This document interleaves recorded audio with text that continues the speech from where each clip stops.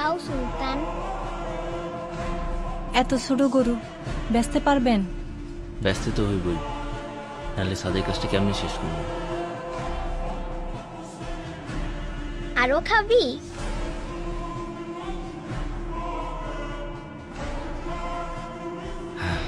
বাজান, তুমি সুলতানরে নিয়ে কই যাও? তোমার জন্যে ঈদের জামা আনতে শহরে যাই। সত্যি তো? আমার জন্য লাল জামা নিয়ে আইবা। আজ জামা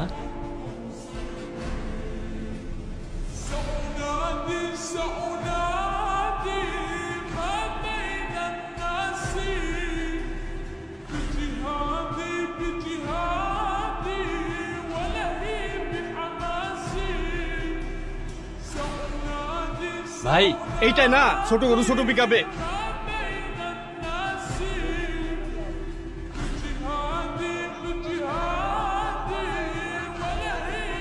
জি না গরু নাম রাখছে সুলতান।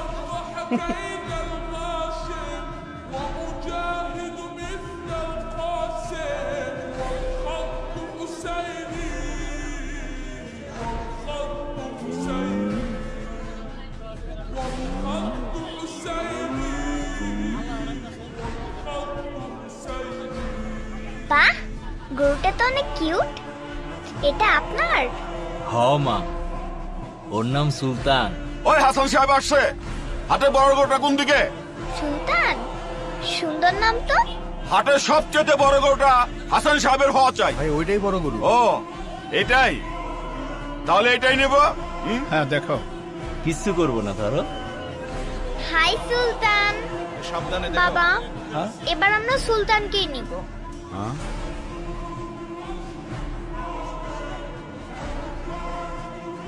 লিসা মামনি, এটা তো অনেক ছোট গরু। বাবা, কোরবানির পশু কি সবচেয়ে বড়ই হতে হয়?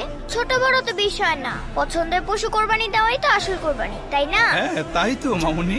এত ছোট গরু নিয়ে মহল্লায় ঢুকলে পরে মান ইজ্জত কিছুই থাকবো না। বস ওইদিকে। থামো চান মিয়া, আমার মেয়ের মুখের হাসিটা দেখেছো? তাই আমি ঠিক করেছি ওই সুলতানই হবে আমাদের এবারের ঈদের একমাত্র কোরবানির গরু। কি বলো মামুনি? থ্যাংক ইউ বাবা। থ্যাংক ইউ মামুনি। হ্যাঁ দাও।